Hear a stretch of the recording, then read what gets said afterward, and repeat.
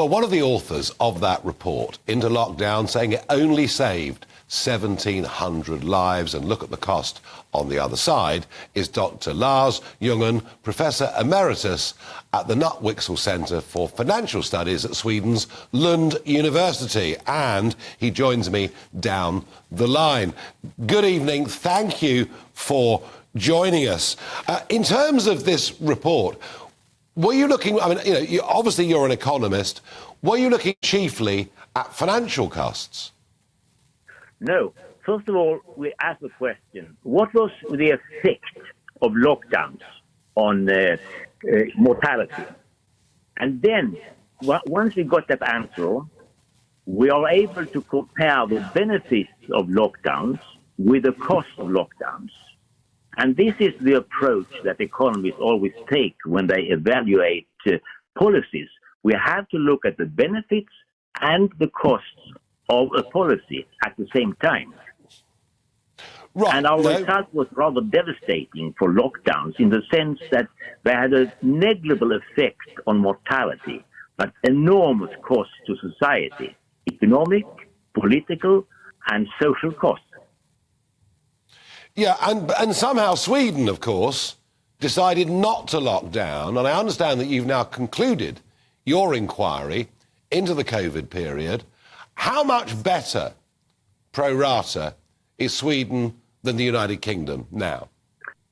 Well, Sweden stands out as a very good case. A good case in the sense that we did not try lockdowns to the same extent as the UK. And comparing the performance of the UK economy and the Swedish economy, it shows that we got away with very low fiscal costs and very good economic performance compared to the UK. And still, our excess mortality is lower than that of the UK. Yeah. We had all the benefits compared to the UK. No, I mean, that is extraordinary.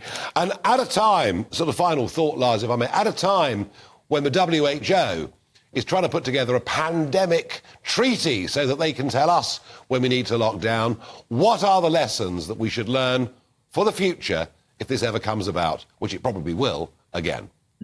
The lesson number one is that do not panic. Do not respond to alarmist projections made by people who do not have a broad view of the effects of lockdown. That's the number one recommendation. Number two recommendation, let us experiment.